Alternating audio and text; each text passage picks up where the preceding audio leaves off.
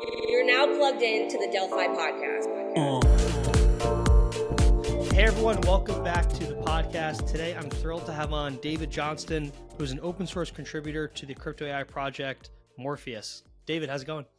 Hey man, it's great to be here. David, I saw a video of Eric Voorhees talking about crypto AI project Morpheus, and I got super interested, and I think that's how we initially met, right? Yeah, I think it was at one of the Decentralized AI events. It was Yeah. pretty cool to see the whole community kind of come together and all the people that are working on it. Yeah, I mean, you were working on this early on, right? I think I mean, it's got to be many, many months ago, right? Before all the crypto AI hype. I think I met you at one of the multi-coin summits or something like that. And I was like, what's this guy working on, or what's he contributing to? Yeah, no, I think it was probably early 2023. I had written the paper on smart agents and this concept of connecting AI agents to smart contracts in your Web3 wallet. And that sort of sparked a lot of early conversations about how we connect Web3 with AI.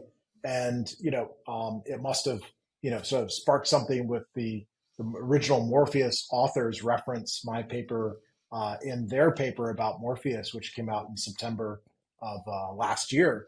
And I was like, yeah, this is the next logical step is, go from these local AIs to having a whole network that supports smart agents. So yeah, it's been wild how fast all this has developed. So before we get into it, I mean, one of the things that I thought was just wild was just the reception out of the gate. I mean, Yeah. I think Morpheus attracted something like 120 or 130,000 staked ETH, which is, I think, $300 or $400 million, depending on your ETH price, within 2 weeks, which is Yep. sort of wild. Yeah, especially considering there's no Morpheus company, there's no foundation, there was no hype, there was no PR. Like it was entirely word of mouth in the community because there's no formal team, right? It's just a bunch of open source contributors that got together and said, like, yeah, we have to build decentralized AI and started making the smart contracts and donating the audit time and building out sort of all of the pieces of the infrastructure. So yeah, to see like out of nowhere, 100,000 staked ETH come in just a week or two, was really cool validation that one, people holding ETH want to support new open source projects, and especially that are using this fair launch type of model, right? Where there is no pre-mine, it's entirely transparent. The project's been built totally in public since the white paper dropped. And, I think that's kind of refreshing. I mean, that's sort of what got me excited about it is it really feels like that 2012, 2013 kind of early crypto energy that I remember from those Bitcoin and early Ethereum days. It definitely has that cypherpunk ethos to it, right? Yeah. It feels like it's grassroots. It feels like it's community oriented. It feels good. Before we get into the fair launch stuff, because I want to get into that because it's new and innovative, let's just do a quick elevator pitch on Morpheus for those who have been, on vacation, right? What does Morpheus do? What's the end goal? I think the community really believes in building a free future, right? And if you believe in a free future, what you need for that is a personal AI, right? Not an AI controlled by a company or some government, but like literally your personal AI that is an extension of your data, your wallet, your transactions, and that's acting on your behalf with your best interests at heart, right? And so I think that's just such a fundamental idea is for the same reason you want a personal phone, for the same reason you want a personal computer, right? You're going to want a personal AI. And you really couldn't do that until the open source models sort of caught up, and which they really have the last 6-12 months, especially now with Llama 3, it's right there at the same quality as like a ChatGPT 4, right? Which is the gold standard for AI chat models right now. And so the idea that now you can run this on your own hardware, right? Or that you can run it in a peer-to-peer network is incredible, right? It opens up the opportunity to build, agents and applications and dApps all connected to AI in a way that you can just talk to it, right? You need no technical background whatsoever. You can just show up, say what you're trying to achieve, right? Express your intent. Hey, I want to stake my ETH. Great. You've never heard of Lido. You don't know how smart contracts work. No problem, right? The AI understands how to do that.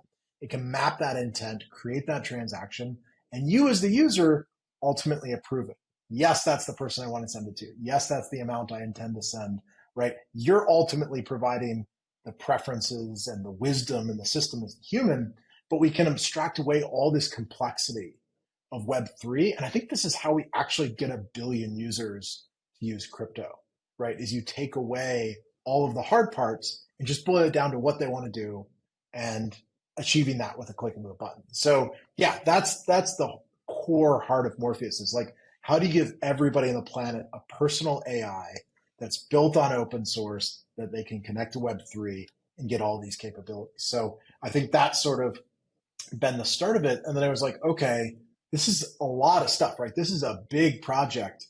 And Morpheus is just providing sort of the rails, right? It's providing the platform. And then you need other people like Akash to build decentralized compute networks and, 6079 to do proof of inference. And, Eric Voorhees has said he's building a permissionless chat GPT that he's going to announce soon.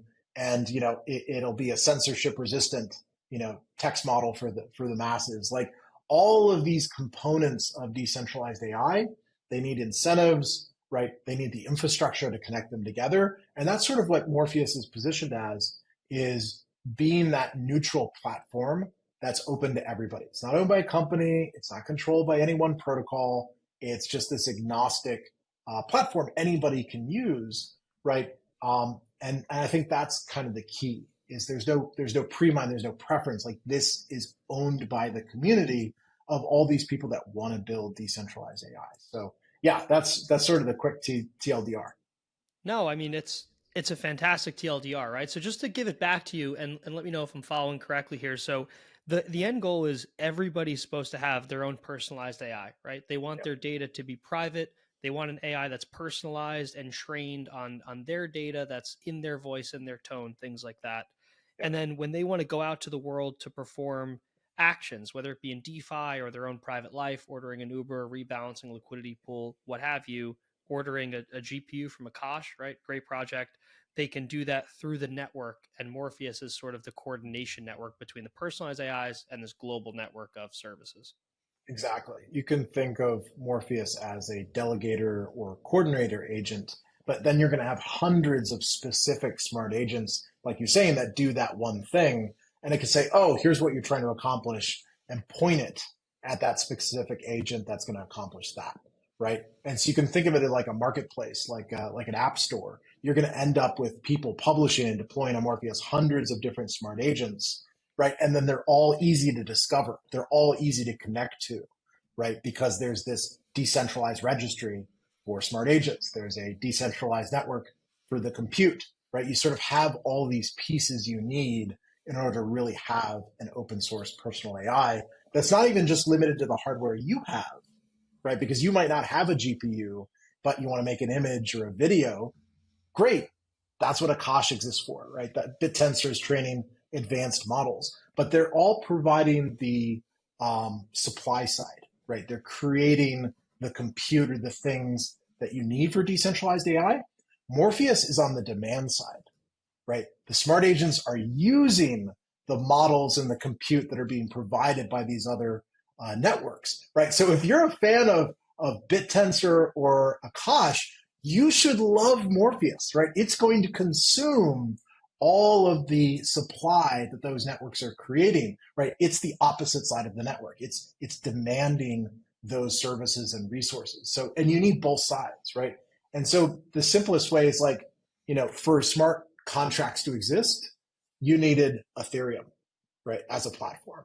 And Ethereum didn't write the smart contracts. It just gave you the EVM and the consensus mechanism and did execution and all the rest, right? And that's kind of where Morpheus is sitting. It's not going to build the smart agents. It's just giving all those crypto primitives and the chat aspect and the compute, everything you need to deploy a smart agent.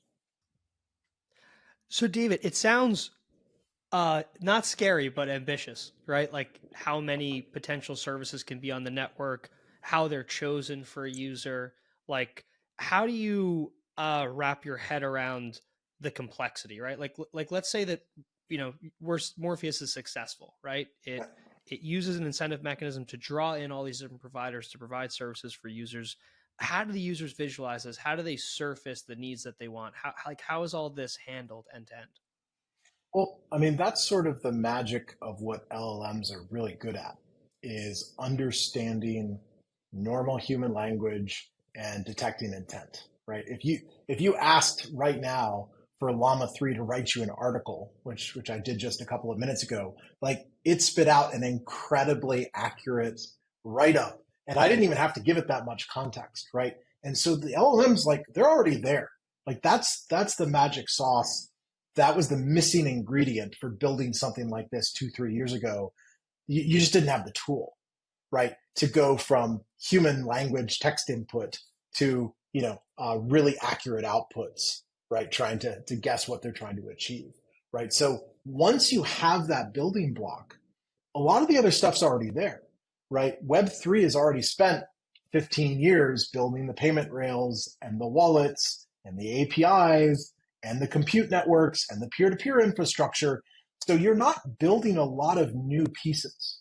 Um, take for example the decentralized router that's getting built Morpheus right now, and this is Ryan Condron at Lumerin had already built a decentralized system for hash power routing, and he's like, oh, I can point this at inference, and we could be using this for AI models in a couple of months, right? It's literally the same contracts on Arbitrum, just now you have AI model providers instead of SHA-256 hash providers, right? But almost all the other infrastructure is the same, right? For how you match the compute with the person that needs it, how you manage reputation, how you pay the compute provider. Like this has all been built the last 4 or 5 years in the Web3 context. And so a lot of this has been just saying to the AI world, hey, we saw all those regulations that are getting proposed. Like we've been through this. We know what that's like. And here's the solutions, right? You have to go to peer-to-peer,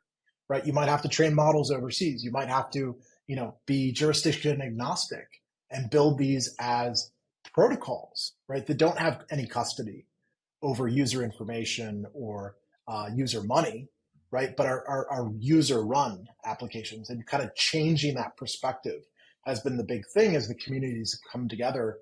It's like showing the AI community all the tools that Web3 has built the last 15 years and how they can apply them.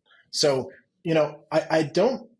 I don't think it's actually that far out. Like the Morpheus local version has been live since last October, right? You can download right now a full large language model on your laptop, and the 6th version of Morpheus, you can connect it to your MetaMask. You can send Ethereum with it. Hey, I want to send, 0.1 ETH to Bob.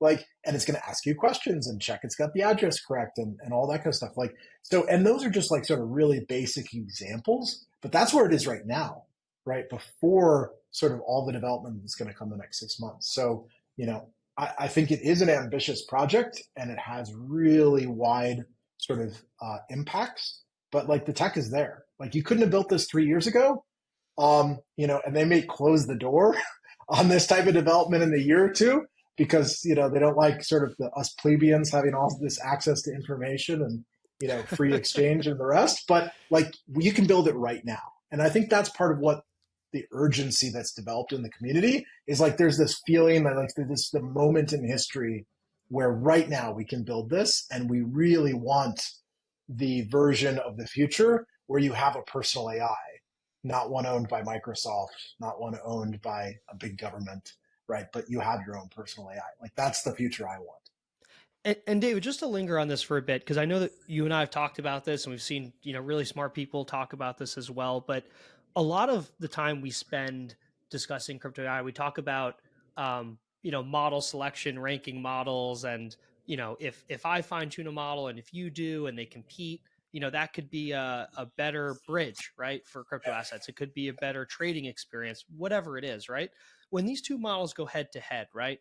If I'm an end user and I'm on my personalized AI and I want to trade a DeFi asset, and there's two killer DeFi models, right?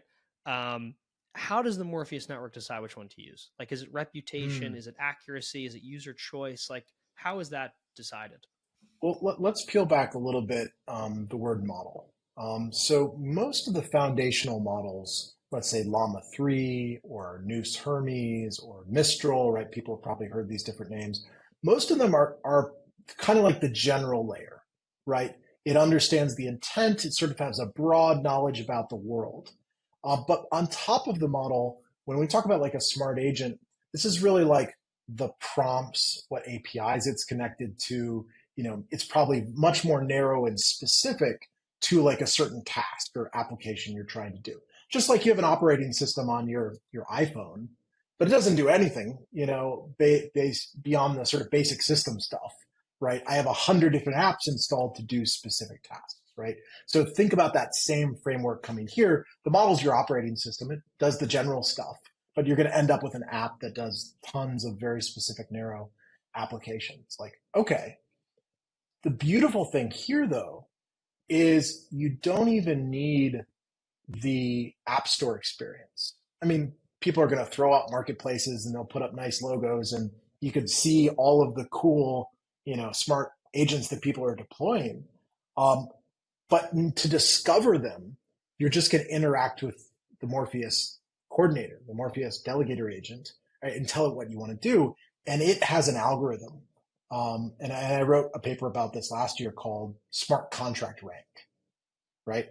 And you're going to end up with a smart agent rank algorithm. And the algorithm is entirely transparent. Like, how many transactions has this contract had? Right? That's a really good indicator whether it's a real contract or some, shady thing somebody published yesterday, right? Oh, it's the Lido contract and it has, 50 million transactions and secures $20 billion. Yeah, that's a good indicator, right? The algorithm takes into account, is it built on Ethereum or some other decentralized system? Or is it, Bob's personal server, running on a private network? Like, it gives a quantitative rank, like 10 points for Ethereum, 0 points for like the centralized solution, right? Is it custodial? Is it non-custodial? So you can look at the algorithm, and there's a paper on GitHub. Just look up for smart rank or smart contract rank, and you can see all the details.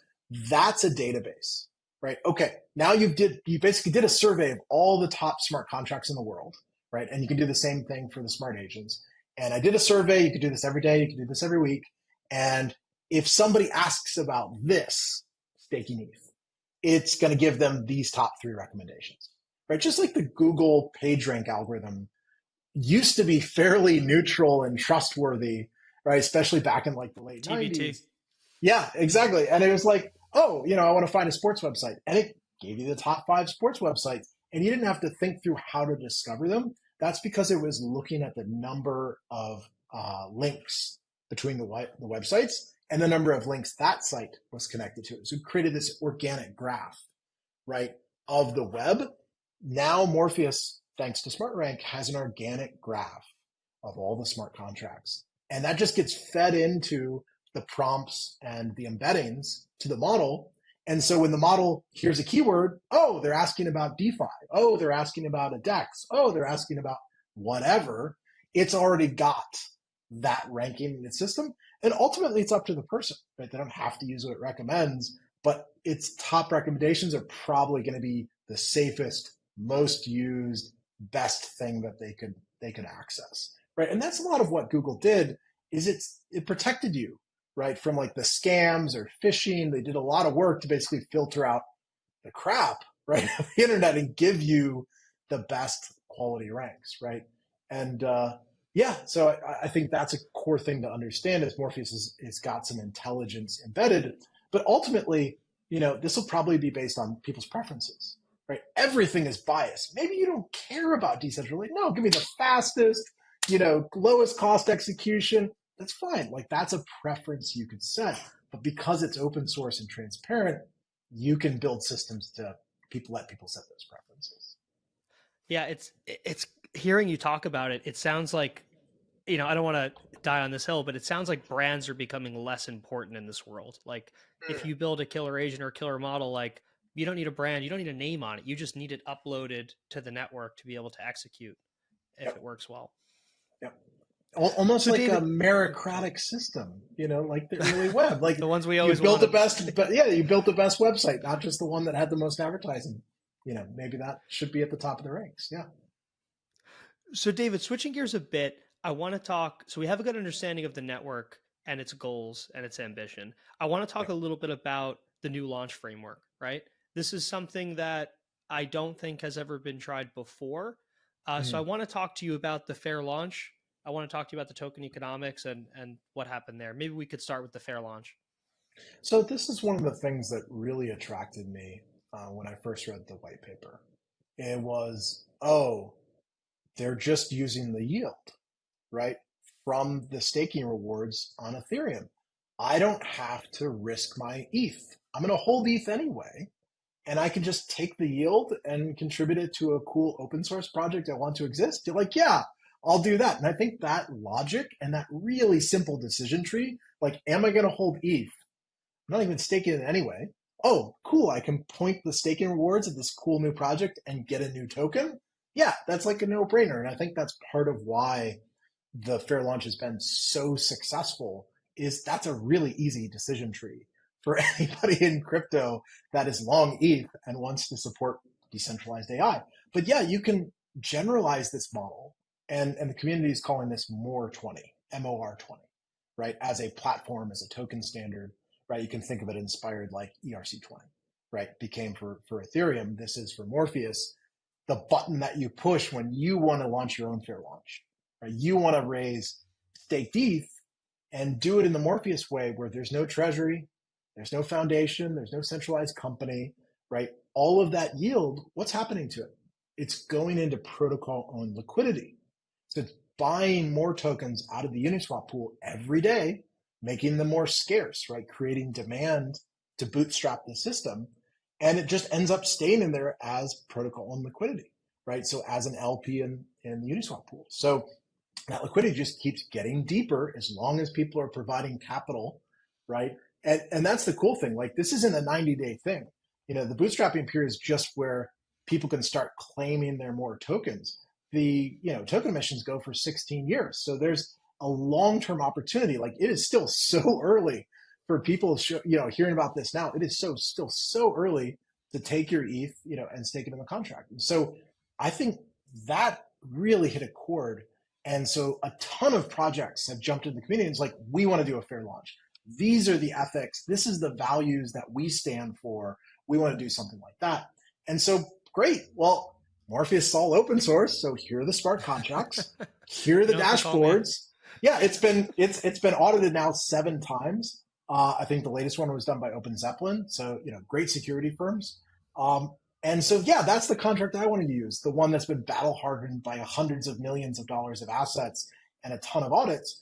Don't change anything about the contract. Just, here's the weights I need. Here's the different groups, compute, code, whatever that I need to reward for my project.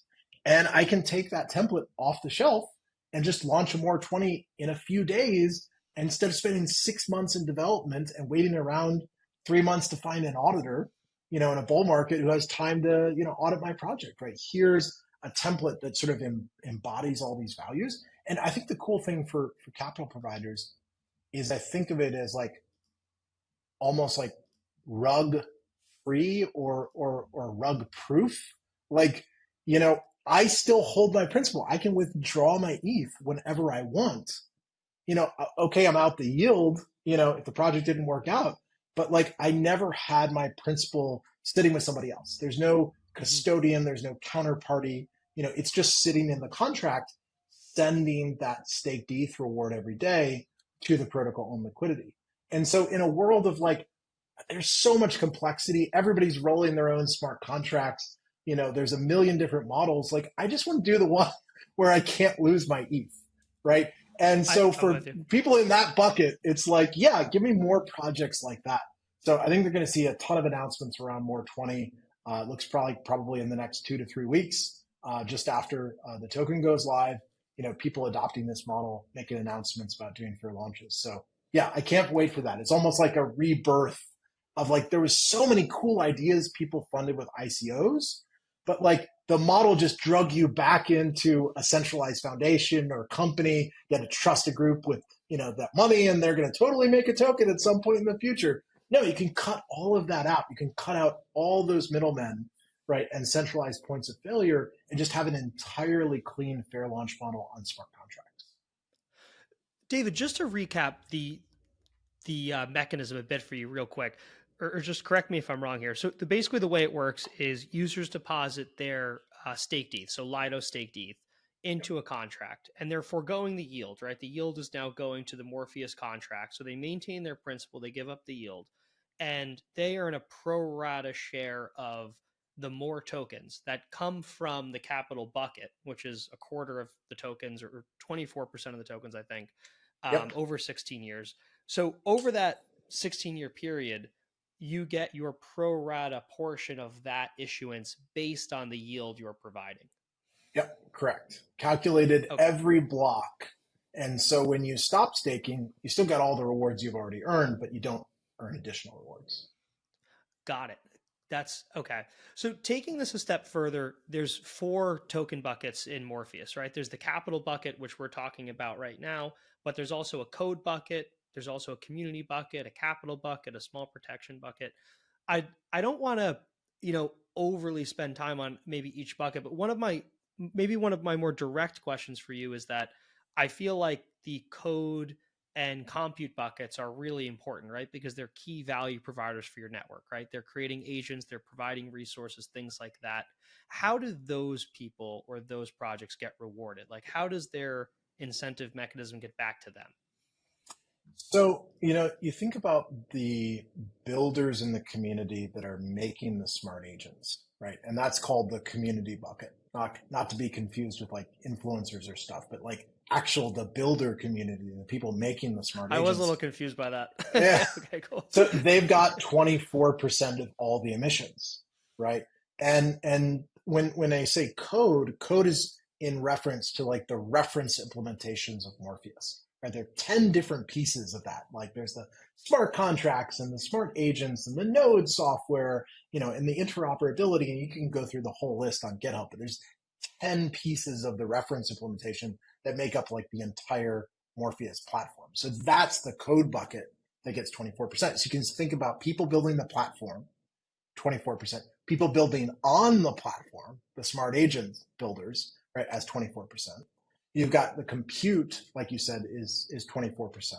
And then the capital, which is 24%. And then the last one everybody forgets, is the little protection fund bucket, which is 4%, right? Because it's 24, 24, 24, 24. Last 4% goes to the protection fund, which I think is really smart because there's always something, right? You can audit the thing 10 times. There's always some risk in smart contracts. So building in a protection fund that holds more and can balance into ETH and can pay out bounties and more audits and recover in the case of attacks and stuff like that, I think is really smart. It's even Bitcoin had 2 unintentional hard forks in 2010 and 2013, right? And it was like Gavin Andreessen paying out of his own pocket to try to make the miners better. Whoops, sorry you missed some blocks there. It's what's 10,000 Bitcoin here or there, right? So or whatever it was, but God bless him for doing it and sort of restored faith that, there was somebody standing behind him who was going to fix these problems. But why not build that into the protocol, right? So yeah, those are the 5 buckets, but I think the balance is pretty good. It's like half proof of stake-ish kind of stuff and half proof of work kind of related things. Like if you're building the platform or you're building, on the platform, you're doing, it's basically proof of work, right? It's development work, right? It's real, time and energy of devs to build it out. But if you've just got capital, you don't have the development skills, cool, right? You can do capital, or people with capital buy machines. Like a lot of people are, I'm gonna get in a GPU and I'm gonna use my GPU, right? And so that's like your proof of stake, not in the traditional form because there's no consensus mechanism here, right? This all exists on second layer, Arbitrum smart contracts. So you don't need consensus rewards, but think about that as a framework, rewarding people that are building, rewarding people that are providing the capital so they can build, right? It's a really cool combination because I think most protocols make the mistake of being really heavy proof of work or heavy proof of stake. Like we're only rewarding capital people, and you have to have millions of dollars to run a node, or we're only running rewarding proof of work and you got to have a ton of compute. right? And the group that's often forgotten, and I really haven't seen somebody go this heavy into, community builders and like, core, open source builders rewards since like the days of Ethereum, to have almost half of all the rewards going to the people actually building it. Like that's how you get, I mean, there are 200 code contributors already on Morpheus. Like, and it's been a few weeks since launch, right? Like that's crazy. Like most teams are 5, 10, 20, 30 people. Like you couldn't find and centralize, 200 people all over the world building this different infrastructure in such a short amount of time. But if you just give them the incentive, they show up, right? And the quality of the people has just been incredible. So David, one thing I'd love to learn more about is how people earn money based on pings to the network, right? Like the compute Right. budget and how that works. Um, I might be dating myself to Eric's Yellowstone paper. I'm not sure if the community's changed things or not, but would love to get your take on how the agents and users are rewarded for providing to the network. I think Eric's Yellowstone paper was pretty brilliant. It sort of changed up the old model of just have a block reward and everybody's going to compete whether the resource is used or not, and put it much more into like a free market type bidding system. Hey, I'm running this particular LLM model and I'll do it for this much money. And if you have the best bid in the system, when somebody makes a request, it gets matched, right? And now you have a session, and this is what Ryan Condron is building with the Morpheus Lumerin node, is now you have a session, right? And I can leave that session open for a day, a week, whatever, and I'm going to send you a bunch of prompts, make a bunch of images, whatever. And then when I end that session, all those records get published to the chain, and that compute provider can claim those rewards. So that's an important difference, is the compute provider is getting paid by the protocol, not by the user. The user just holds some Morpheus tokens and has a pro rata right to the inference available in the network, right? And the important thing is there, you're not creating a transaction with every prompt or even with every interaction, which would be not scalable in a blockchain context. But instead, you're batching them together by the hundreds or thousands into a session, and the provider of the compute is just clocking away every second, right? How long did I provide that session? How long was that GPU available? And the user's up to them. They can cut it off whenever they want. So obviously they're going to run it as long as they want, and then cut it off. That's sort of their feedback into the system, right? And then they can go paid by the protocol rewards. So think about the 24% of emissions, right? Which started off as, 3,456 tokens a day into that compute bucket. That's just been building up the 90 days during the bootstrapping period. And so now there are 300,000 odd tokens sitting in the contract. So a lot of resources. And when it goes live, and it's likely that the testnet will be in May and potentially in production in June. And so anybody holding more will then be able to access this huge network of decentralized compute. And on the other side, the compute providers will be able to get paid directly from the rewards contract. So that just gives you a sense for it's paying out the reward based on real usage, right? It's actually connected. Yeah, it's programmatic and it scales, because you could have a session open for a week and you've done one transaction on Arbitrum for 50 cents, right? Instead of trying to put that burden on it every time. Got it. So just to give it back to you again, just to make sure I understand. So there's a daily amount of more tokens for this bucket, right? So a daily amount. And based on the request to the network, the agents, models, whatever people want to call them, but they're called smart agents in the paper, they earn a portion or a pro rata amount of those tokens based on how much work they do. So just to separate, compute providers from people building smart agents, the current proposal for rewarding smart agents is actually to use the more token holders as the people to provide the signaling of who to reward. So think about this like I'm holding more, I'm in a good position to say the next thing I would love to see built or bootstrapped or supported on Morpheus. And so I'm going to stake my more and point the yield from that, right, that protocol yield towards that project, right? It's almost like recreating the Ethereum model with the staked ETH in the More context, right? So now you have a yield, a native yield on More. It's that 24% bucket, right? That goes to all of the community builders. How do you direct it? Not a DAO, not a vote, not a committee, not a bureaucracy. Every individual can say, this is the project I want to support. And it's going to get its rewards pro rata based on how many people are supporting it. So I think that's a really interesting way to do that. And it's hard to game, right? Because you could look a lot, oh, we're going to do on-chain metrics. Almost all of them, okay, somebody's going to flood the network with 1 million transactions. But there's an economic cost to holding more, and it's something you can't fake. It's a really high signal, like, no, this is what I want to support, and this is what I think should be rewarded. That's really cool. Yeah, I mean, if you're a young developer and you want to build something, you just have to convince people to sort of delegate to you, and you could earn and start building faster. And David, just to clarify for my own knowledge, so directing your More rewards to help bootstrap projects being built on Morpheus, I know I'm messing the language up a little bit, that's different from projects on Morpheus earning, though, by handling requests and inference, right? That is part of, they're just earning tokens of the daily amount. Yeah, that's the compute bucket versus people that are in the community builder bucket and are creating the smart agents, right? The applications that people are using. Just think about them as apps, right? And then somebody is powering the compute for those apps.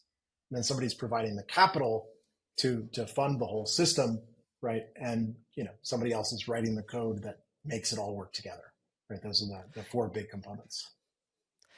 It's pretty cool how I think the bull case I would make, or the positive take I would give, is that I think it's really cool how cypherpunk Morpheus is along the fair launch and leaning into the community on pretty much every aspect.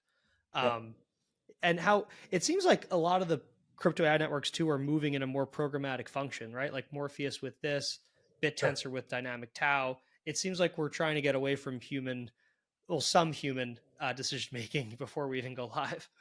Yeah.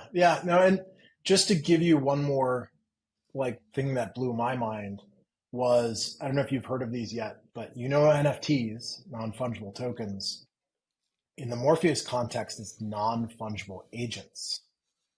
You can use that same infrastructure, and it just happens to be MRC21, right? A nice tip of the hat to ERC 721, right? For non-fungible tokens, is how do you reward every single project that publishes something in Morpheus? You just create it as an MRC21. Now you've got a non-fungible agent with an address attached, and the developer can parse out the rewards however they want, to themselves, to the community, whatever, right? And it becomes this easy to use infrastructure. Like some networks you have to apply to be whitelisted or join.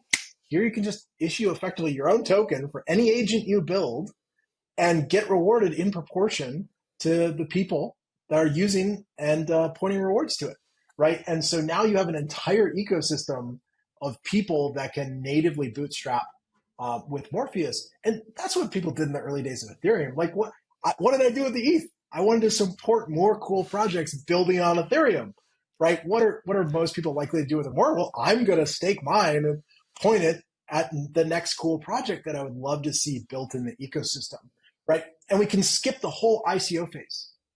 You don't have to reinsert a company. It doesn't have to re-centralize. You can just give developers these tools. Like you were saying earlier, like this is the dream for developers. That's why they love the App Store and the Play Store is, it just handled payments and discoverability, and they could just ship their code. Somebody else handled the infrastructure. They don't have to run any servers, like the whole thing, except for you pay the 30% Apple tax, except for you need permission from Apple to do the thing, which a lot of times is fine, but not if you're doing crypto, not if you're doing anything with tokens, not if you're doing Web3, all of a sudden you can't get permission, right? So to have a permissionless marketplace where people can launch anything they want, right? That's, MRC 2021, right? And non-fungible agents, I think is just going to be incredible because you're just unleashing the horde of developers that have been pent up that want to build this stuff and couldn't get permission, or they're in the wrong country, or, whatever, or the 30% killed their economics or whatever it was. It kind of opens that up to all these open source projects, gives them an entirely new model. Yeah, no, I mean, I think it's cool. My thesis has always been just the largest surface area for creativity wins, right? Ethereum with permissionless Yep. apps, Eigenlayer we'll see with AVSs, Morpheus potentially with, being able to allocate to builders to lower the barriers for them to create agents. It's definitely a cool dynamic. Two last questions for you, David. I'm keeping these podcasts a little shorter because people's attention spans are cratering as we get older. But the phases of Morpheus, I think, would be interesting to talk through. Mm. Like real, what are the phases and where do you think it's headed? Sure. So this is an easy way to think of it, is it really mirrors the phases of Ethereum, and the community's called them the same thing, which is, Genesis, right? From when the white paper happened to the fair launch started, that was the Morpheus Genesis period. Now we're in the frontier uh, period where the fair launch has started, and, code and capital, people can earn rewards. But as soon as we get into compute earning rewards, that becomes Homestead. Right now, you're adding a whole new community of people to Morpheus, everybody with a GPU and the planet that wants to participate, right? And then you get to, okay, after Homestead is Metropolis. Like, the actual builders can show up and they've got the compute, the code, and the capital they need to run, right? Now you get into, smart agent developers deploying stuff on chain, and the registry goes live and they can start earning their rewards via that more staking mechanism that we talked about. Right. And then finally, fifth phase is Serenity, right? Is you see all of this infrastructure start to spread across all the different chains, all the different yield types, because Morpheus is agnostic, right? It should be on Solana, it should be on Cosmos, it should be on all of these. I should be able to hold Bitcoin or anything else I want and be able to contribute that yield, right? And thanks to platforms like Thorchain, there's now actually a way to do that, right? And so all of that type of integrations, there have been a ton of cool proposals in the Morpheus request for comment section of the GitHub about how to add all those different chains. And the developers have already baked in both layer 0 and wormhole, right? So you've got multiple interoperability messaging layer options to go into Ethereum second layers, to go into Solana, to go into everything. So that's inevitably sort of where this is going to go, is, let's get Morpheus everywhere. Let's get the agents everywhere. Let's get the tokens everywhere. Let's bring in yield for any part of any community that wants to adopt this model. David, thinking through kind of your journey with Morpheus, seeing the community, seeing its future, if you had to put on your critical hat in a way to improve the network and the community, is there anything that you would say that you want to see improved upon? Anything like that? It's a good question. I think the key is to make it easy for everyone to use. And there's still a technical barrier as far as like participating. And a lot of people are like, oh, I don't know how to code, or I don't have a ton of money. And so, reducing those barriers, when compute comes online, a lot of people have hardware, even if they don't have a ton of money or coding skills. And there's millions of people with GPUs. So I think that'll be a huge improvement.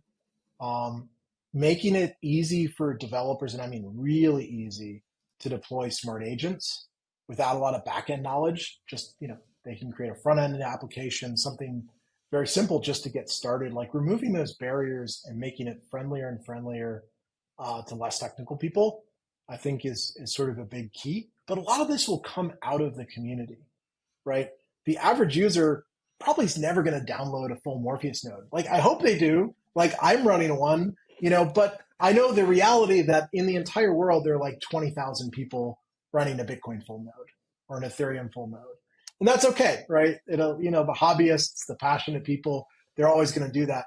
But for most people, they'll just show up on a website like the one Eric's building, and they'll use it, and it's got fast, free, inference for chat or images. And that's all they need to know or understand. Oh, if I own one of these Morpheus tokens, I get the free pro account. Great. Like, I'm going to go do that. But they don't have to understand all the technical nuance. So I'm sort of looking forward to this being a mass market thing, not just for the hardcore back-end people, but easy user interface. And that's what I'm so glad that the Morpheus token economics reward people that are building the end user applications. Because it feels like that's where a lot of times crypto stops. Great protocols, infrastructure, backend, and nobody wants to build the website, or there's no reward, right, for the actual app. And it's like, no, you have to reward the app builders. And so I'm so glad that that's like the full stack approach in the Morpheus community. It's like, no, everybody needs to get rewarded, including the guy building the app. He's just as important as the guy building the peer-to-peer network, because that's the one serving 99% of the users at the end of the day is the app. And if you don't reward the app builders, what happens? It gets sucked into some company. Some company hires the app builder, pays them an hourly wage, and happily accepts all the rewards for the stuff on the back end. So, I think that's the biggest part that needs to improve, and is I think will rapidly. I'm glad you mentioned the LLM, because it's a good example of something that should be built on crypto AI. Like, I don't know if people are aware of how long that list of rules and regulations it is when you enter a prompt on Gemini or ChatGPT is before it processes your request. I mean, it's only going to get longer, and it's only going to get, filter your question more and be more biased. Yep. No, it's crazy. A friend tried to ask about the lyrics for a Christmas song to tell his kid, and it refused on ethical grounds to give him the lyrics. So he's like, what is going on? Like, I could go into a library, I can go to a search engine. I can't ask you about a Christmas carol. No. It's like, that there's, strict ethical considerations. It's insane. Geez.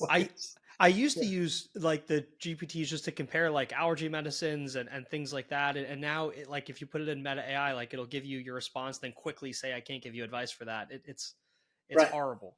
Yeah. They're just censoring the hell out of them. It's going to get a lot worse. I mean, maybe you saw the Homeland Security, as part of the executive order, has, assembled a crack team of experts for their committee on safety, who's going to issue the licenses. Bad. Yeah, it's Microsoft and the usual players. Not a single open source player. No Elon, not even Zuckerberg. You're not welcome. None of those guys made the list. For whatever reason, the governor of Maryland's there, and the mayor of Seattle, and the head of Microsoft, but nobody to do anything with open source. And so it's like, you're not welcome. Like if anybody hasn't gotten the message or the memo, and is building a centralized US AI company, like, you're not welcome. If you're not in the $100 billion club, you're not going to get that license from Homeland Security. Right? Just don't forget, they're going to start licensing the models. You can't release it without a safety committee to prove the model could never do anything bad. They're non-deterministic models. You can't predict perfectly what it's going to say. That's not how the technology works, right? And so all this stuff is just going to make it more and more cruft for like centralized companies trying to do this. And this is why the decentralized AI stuff is just going to blow it out of the water, because there's going to be no restrictions on talking about tokens or giving you, real advice about these things that people they want advice on their medicine. They want advice on their finances. And if you just, hobble these models and won't let them answer anything, it's just inevitably going to push everybody towards the decentralized model, which is fine with me. So. No, I mean, I think that was a great summary, right? Like my thesis that I've always told people internally at Delphi was like, ChatGPT 5 is obviously going to blow everything out of the water, like short term, but mid to long term, they will always be stunted and kneecapped by the rules, regulation, woke culture, whatever the hell you want to call it, just stopping them from achieving their true potential. And obviously you just don't have the service area of creativity and incentives. Well, and let me draw another important distinction. Most of the existing models will have to stop with information. They won't be able to take action because they don't have identity. They don't have a payment rail. They don't have a wallet. They can't touch the tokens. They can't pay for anything. The only thing they can do is the old ad model, right? They're going to mine all of your data, just like they do today, and shove ads at you. They're literally going to auction off the tokens, the AI tokens, like the response to you, like the response you get from your Google search now is a page full of ads and not like real information. Like, we can't have that be the result for 99% of intelligence on Earth, right? We need a true and accurate, we need free AI, right? David, give an example of that. So like I want to buy a bike. I put that in my Gemini LLM. Yeah. Like what? Their advertisers will be bidding for the word bike, just like they do with AdWords on Google. Like, what else are they going to do? They don't have a payment rail. They can't do micropayments. They have no tokens, right? They don't have access to anything Web3 because they've been pushed out of that by regulation, right? That's inevitably what's going to happen, right? Those are the only two models available. Like, I don't make the rules. That's just how it works, right? And so with free AI, we can actually dream of a free future, right? Like, I really think it's that important. Like, this is that fundamental, is like, I reject their worldview, and I would like one that isn't as draconian and is open for everybody, right? That's what we need. David, you crushed it. Open source contributor to Morpheus. As a disclosure, I'm in the Morpheus fair launch pool. Very excited for it. And David, this has been incredible. Really appreciate you coming on, and this was a lot of fun. Thanks, man. Great to be here.